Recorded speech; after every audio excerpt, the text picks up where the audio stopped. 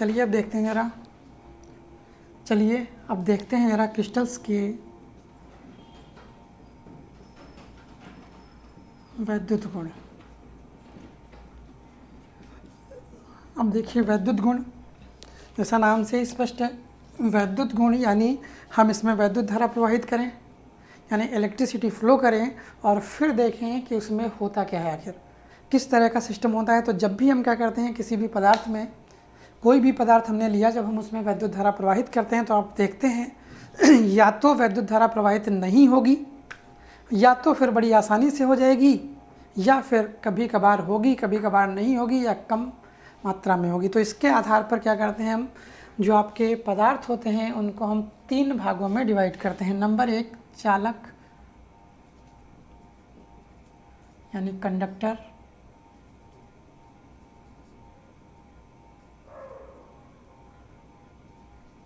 दूसरा आपका हो गया अचालक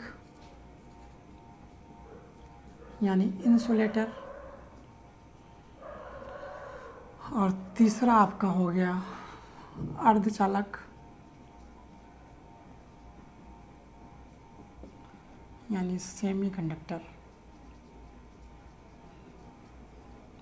चलिए अब ज़रा इनको हम समझने की कोशिश करते हैं। चालक, अचालक, अर्धचालक, बड़ा आसान सा टॉपिक है, कोई बहुत बड़ी चीज़ नहीं है, ठीक है, बहुत ही आसान टॉपिक है, बस थोड़ा सा ध्यान से सुनिए, कहानी की तरह आप सुन लीजिए। अगर परिभाषा की बात करते हैं तो परिभाषाएं आप सभी को बहुत आसानी से पता होंगी, ठीक है, ऐसा कोई नहीं होगा जो आप इंटर के स्टेज में हो और उसको ये ना पता हो कि चालक कौन है, अचालक कौन है या अर्धचालक कौन है। चालकों की अगर बात करते हैं तो ऐसे पदार्थ जिनमें क्या होता है वैद्युत धारा प्रवाहित की जा सके उनको हम क्या कहते हैं, चालक कहते हैं। जिनमें वैद्युत धारा बिल्कुल प्रवाहित ना करी जा सके उनमें हम क्या कहते हैं, उनको अचालक कहते हैं, यानी इंसुलेटर्स कहते हैं। कुछ पदार्थ इनके बीच के होते हैं, यानी जिनकी चालकताएं चालकों से कम और अर्धचालकों से अचालकों से ज़्यादा होती हैं, उनको हम क्या कहते हैं, अर्धचालक कहते हैं। अब ज़रा इनकी थ्योरी क्या है, कैसे हैं, उनको पूरा डिटेल में समझने के लिए आप एक एग्जाम्पल से समझने की कोशिश करते हैं। मान लीजिए, ठीक है, एक अच्छा एग्जाम्पल है कि मान लिया आपका घर है, ठीक है, इमेजिन करिए कि आपका घर है। अब जो आपका पड़ोसी है, ठीक है, जो आपके पड़ोसी का घर है, ये आपका घर हो गया मान लीजिए। इसके साथ साथ आपके पड़ोसी का घर है वो बिल्कुल आपके घर से जुड़ा हुआ है, यानी छत, ये जो दीवार है लगभग कॉमन है, बिल्कुल गैप बहुत कम है, नगण्य है, गैप नहीं है, आप कह सकते हैं है तो नगण्य है। तो आप देखिए, आप जितनी बार भी इधर से कूदेंगे, कूदना नहीं है आपको, ठीक है, इस चीज़ का ध्यान रखिए, इस चीज़ पर ज़्यादा अमल मत कर दीजिएगा कि पता चला कूद के ट्राई करने लगे पड़ोसी के घर में। कूदना नहीं है आपको, खाली बता रहे हैं तो कोशिश करिए समझने की। तो यहाँ पर ये है कि ये जो हिस्सा है, मान लीजिए ये आपका है, ठीक है, किसका है, आपका है, और ये पड़ोसी का है, ठीक है, ये आपका और ये पड़ोसी का। बहुत से लोग बड़े खुश हो गए होंगे क्योंकि पड़ोस में तो परमानेंट जाना चाह रहे होंगे। तो आप ये कह सकते हैं कि ये आपका घर है, ये पड़ोसी का घर है, अगर बिल्कुल जुड़ा जुड़ा है, यानी इनके बीच किसी भी तरह का कोई ऊर्जा गैप नहीं है, तो आप जितनी बार इधर से इधर कूदोगे, मान लीजिए आप अपनी छत से कूदे, 10 बार कूदे, तो 10 के 10 बार आप कहाँ जाओगे, पड़ोसी की छत पे गिरोगे जाके, ठीक है। वही सेम चीज़ यहाँ होती, चलिए पहले इसको समझ लीजिए, फिर हम यहाँ पर भी बता दे रहे हैं। अब देखिए अचालक, अचालक कुछ ऐसी कंडीशन है कि ये आपका आपका घर है, समझ रहे हैं, बीच में एक प्लॉट खाली पड़ा हुआ है और ये पड़ोसी का घर है। अब देखिए, कभी कोशिश मत करिएगा, वही बता रहे हैं आपको, वरना फिर धोखा खा सकते हैं आप। तो अब क्या होगा, जब भी जितनी बार भी आप 1 बार 2 बार 10 बार 50 बार 100 बार जितनी बार कोशिश करना चाहते हैं कर लीजिए, जब भी आप यहाँ से कूदेंगे तो ऐसा कोई चांस नहीं होगा कि आप पड़ोसी के घर पर जाकर गिरें, यानी हमेशा उस खाली प्लाट में ही गिरेंगे, चाहे जितने बड़े एथलीट हों आप, चाहे जितना अच्छा कूद लेते होंगे। क्यों? क्योंकि आप पूरा प्लाट नहीं कूद सकते। तो इसका मतलब है एक बार भी आप यहाँ से यहाँ नहीं पहुँच सकते। तीसरी कंडीशन है कि ये आपका घर है और ये पड़ोसी का घर है। ना तो वो जुड़ा है, ना तो बीच में प्लाट खाली है, बस थोड़ी सी बहुत पतली सी जितनी बड़ी मेज़ होती है, या 2 मेज़ें मिला दीजिए आप, या सीधे कह दीजिए तखत है आपका जो बेड होती है, उस बेड के बराबर बीच का गैप है और इससे ज़्यादा नहीं है। अब आप अगर कूदने की कोशिश करते हैं तो कभी गड़बड़ी हो भी सकती है। मान लीजिए आपने, ठीक है, आप कूदना शुरू करते हैं, अगर 10 बार कूदे तो हो सकता है उसमें 8 बार पहुंच जाए और 2 बार नीचे गिर जाए। सेम यही चीज़ है चालक, अचालक और अर्धचालक। चलिए ज़रा हम देखते हैं, इसको ध्यान से समझने की कोशिश करते हैं। जो भी ये पदार्थ हैं चालक, अचालक और अर्धचालक, इनमें 2 बैंड पाए जाते हैं। कितने बैंड होते हैं? 2। एक आपका होता है संयोजी बैंड, ये आपका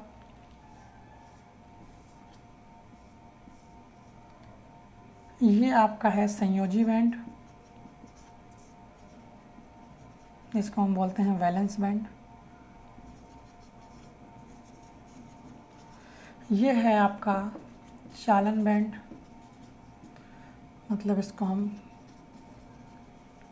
कंडक्शन बैंड बोल देते हैं। अब देखिए ज़रा होता जो आपके वैद्युत प्रॉपर्टी हैं चालक, अचालक और अर्धचालक हैं, उनमें होता क्या है? यहाँ से इलेक्ट्रॉन एक्साइटेड होते हैं। कहाँ से इलेक्ट्रॉन एक्साइटेड होते हैं? वैलेंस सेल यानी संयोजी, ठीक है, जो आपका है वैलेंस सेल से या वैलेंस बैंड से या फिर संयोजी बैंड से, संयोजी कक्षा से। यहाँ से इलेक्ट्रॉन उत्सर्जित होते हैं या उत्तेजित होते हैं, मतलब एनर्जी लेते हैं और ऊपर जाने की कोशिश करते हैं।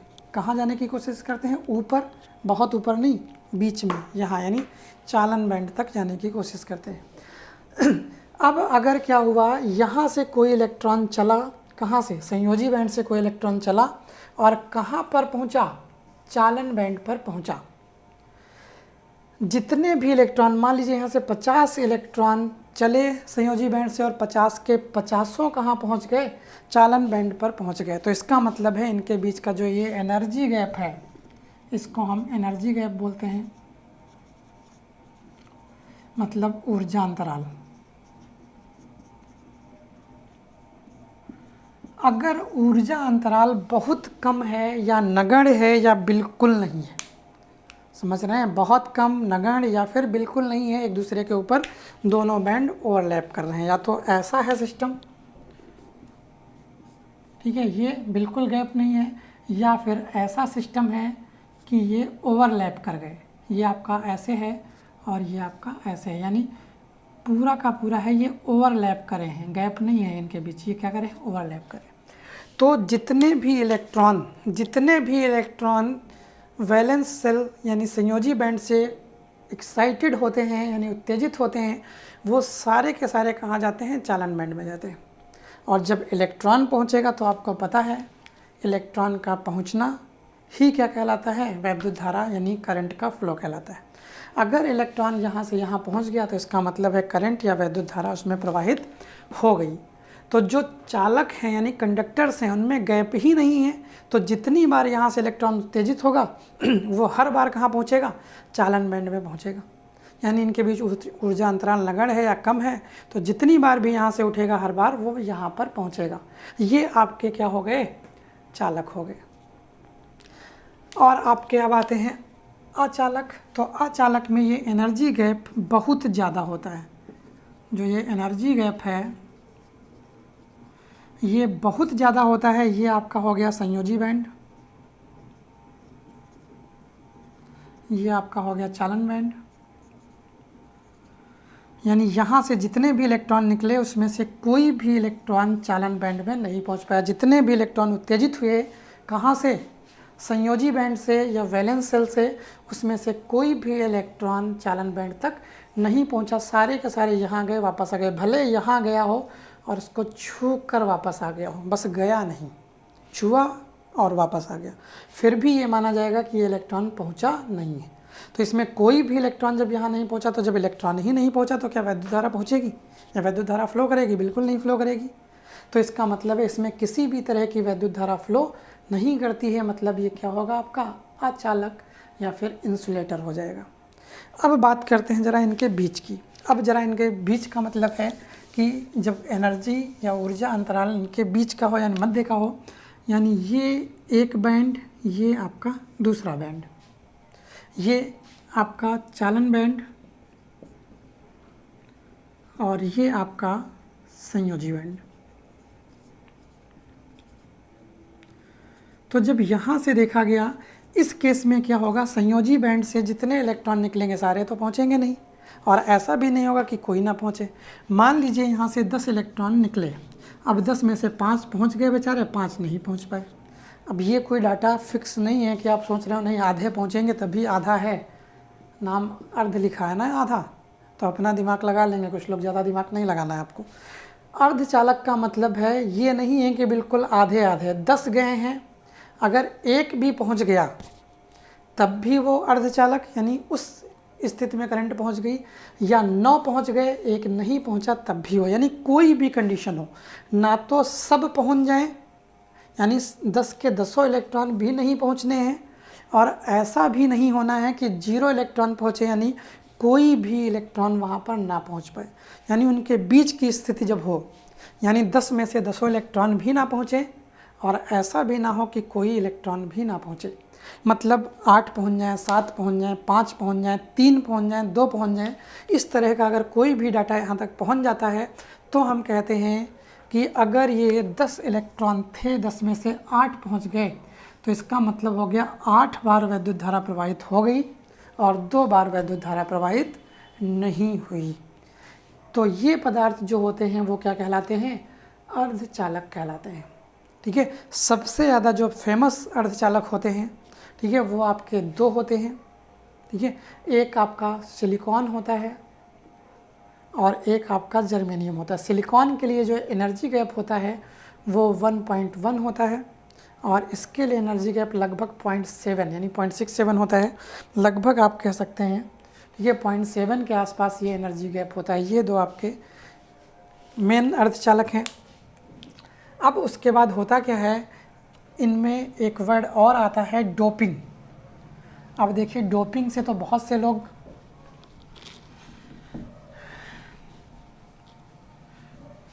ठीक है, जो डोपिंग से बहुत से लोग परिचित होंगे। डोपिंग का मतलब वो होता है मिलावट कर देना। आपने डोपिंग वर्ड सुना होगा, कहाँ सुना है, मैच वैच में सुना होगा।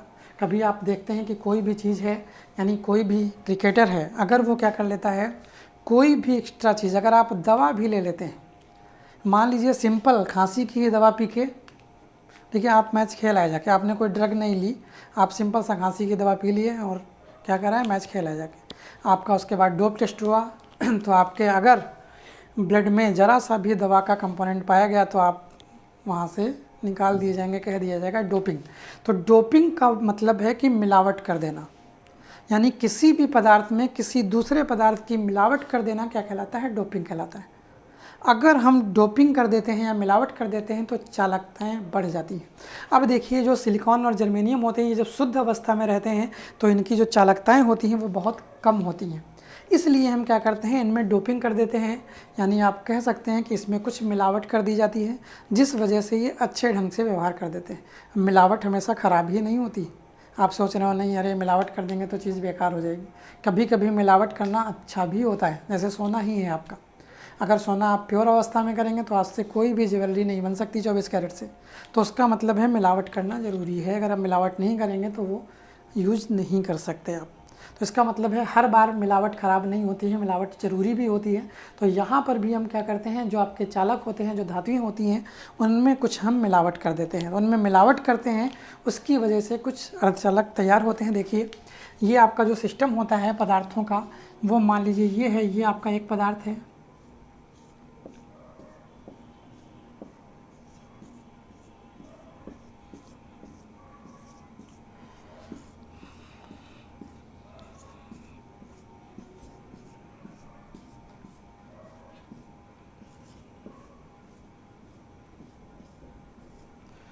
ये आपका इस तरह से है, मान लीजिए कुछ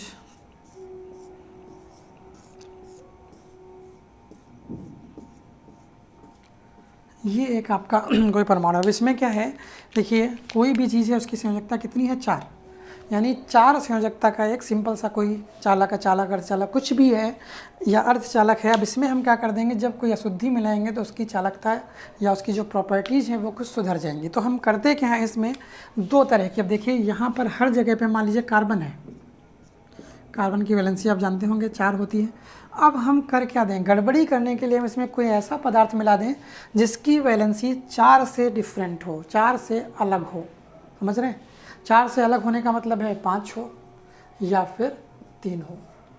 तो 2 तरह से हम मिलाते हैं, या तो त्रिसंयोजी यानी 3 वाली वैलेंसी वाला मिला देते हैं, या फिर 5 वैलेंसी वाला मिला देते हैं।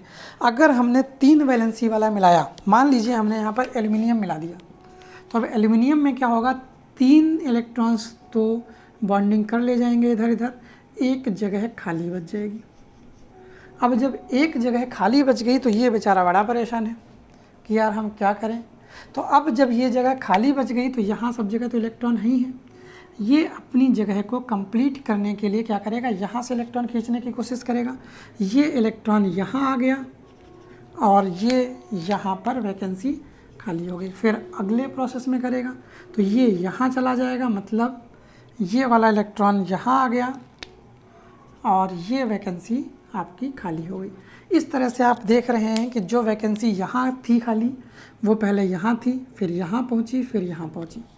इस तरह से जब ये वैकेंसी आगे जा रही है, यानी अब देखिए ये व्यवहार कैसे करता है। ये जो खाली जगह थी ये किसको अपनी ओर खींच रही है, इलेक्ट्रॉन को खींच रही है। इलेक्ट्रॉन कैसा चार्ज होता है, नेगेटिव। तो अगर कोई चीज़ नेगेटिव को अपनी ओर खींच रही है तो इसका मतलब है वो कैसी रही होगी, पॉजिटिव रही होगी। तो हम ये मान लेते हैं कि ये जो हिस्सा यहाँ पर था पहले, उसको हम क्या कह देते हैं, धनावेशित हिस्सा मान लेते हैं, या उसको हम होल्स कह देते हैं, या फिर कोटर कह देते हैं। तो यहाँ पर एक कोटर था, वो कोटर पहले यहाँ गया, फिर यहाँ पर यहाँ से यहाँ गया। तो ये क्या है, एक पॉजिटिव की तरह व्यवहार कर रहा है और ये बढ़ रहा है इधर से उधर। तो इसका मतलब है जब चार्ज जा रहा है तो धारा भी जा रही होगी। तो इसमें क्या होती है, धारा प्रवाहित होने लगती है। अब देखिए ये क्या था, कोटर था। कोटर का मतलब है पॉजिटिव की तरह व्यवहार कर रहा था। तो P फॉर पॉजिटिव और P फॉर P टाइप अर्धचालक, यानी ये फिर कंडक्टर या जो आपका सेमी कंडक्टर है वो कैसा बनेगा, P टाइप बनेगा। अगर हम कोई, फिर से एक बार समझ लेते हैं, अगर किसी भी अर्धचालक में हम क्या कर देते हैं, एक त्रिसंयोजी अशुद्धि मिला देते हैं, यानी ऐसी अशुद्धि मिला देते हैं जिसकी संयोजकता कितनी होती है, मात्र 3। तो वो 3 तरफ तो बॉन्ड कर लेती है, एक जगह खाली रह जाती है। वो जो खाली जगह होती है वो इलेक्ट्रॉनों को अपनी ओर खींचने की कोशिश करती है। जब अपनी ओर खींचने की कोशिश करती है तो यहाँ पर क्या होता है, खाली जगह, यानी वो धनावेशित की तरह से व्यवहार करता है। इसलिए इसको हम धनात्मक कोटर या फिर होल्स कहते हैं। और धनात्मक होते हैं यानी पॉजिटिव होते हैं, इसलिए इनको हम P टाइप कह देते हैं। समझ गए, यानी अगर कोटर उत्पन्न हो रहा है मतलब त्रिसंयोजी मिलाई है तो क्या हो गए, P टाइप। इसी तरह से अगर हम पंच संयोजी मिला देंगे, मान लीजिए यहाँ पर हमने क्या मिला दिया, फास्फोरस मिला दिया। अब फास्फोरस मिला दिया तो उसकी वैलेंसी कितनी, 5। अब 4 ने तो बॉन्डिंग कर ली, एक परेशान है, एक लटक रहा है बेचारा, कौन सा माइनस। अब ये फिर उसी तरह से काम करेगा बेचारा।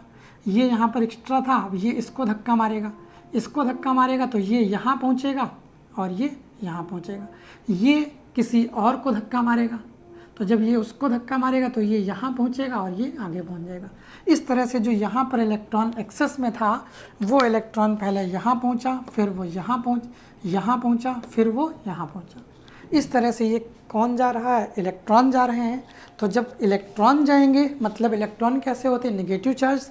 तो अगर नेगेटिव चार्ज आ रहा है तो N फॉर नेगेटिव और N फॉर N टाइप। यानी हम फिर से एक बार बोल दे रहे हैं शॉर्ट में कि अगर हमने कोई त्रिसंयोजी अशुद्धि मिलाई है तो धनात्मक कोटर तैयार होंगे या होल्स तैयार होंगे। और इस तरह के सेमीकंडक्टर्स या अर्धचालक क्या कहलाएंगे, आपके P टाइप अर्धचालक कहलाएंगे, जिसमें आवेशवाहक या आवेश ले जाने वाले क्या होते हैं, कोटर होते हैं या फिर होल्स होते हैं। जबकि अगर हम पंच संयोजी यानी ठीक है पेंटावैलेंट कोई परमाणु मिला देते हैं तो उसमें क्या होता है, एक इलेक्ट्रॉन खाली रह जाता है और वो इलेक्ट्रॉन डिस्टर्ब करता है यानी भगाने की कोशिश करता है इधर उधर। तो धारा को कौन ले जाता है, इलेक्ट्रॉन ले जाता है। इलेक्ट्रॉन कैसा होता है, नेगेटिव। इसलिए ये वाले अर्धचालक कैसे, N टाइप अर्धचालक कहलाते हैं। क्लियर हो गया। सेमीकंडक्टर्स समझ गए होंगे। ये जो मिलाना है, ये जो अशुद्धि है जिसको हम मिला रहे हैं, इसी को हम क्या कहते हैं, डोपिंग कह देते हैं। ठीक है, चलिए अब आज के लिए इतना ही। ठीक है, लगभग ये चैप्टर आपका ख़त्म हो चुका है। अब इसमें ठोस अवस्था में थ्योरी के हिस्से में कुछ नहीं बचता है लगभग। अब आपका न्यूमेरिकल का हिस्सा है, चलिए हम उसको देखते हैं, या तो नेक्स्ट क्लास में, या फिर पहले थ्योरी के हिस्से पढ़ा लेते हैं फिर देखते हैं न्यूमेरिकल। ठीक है, तो तब तक के लिए जय हिंद।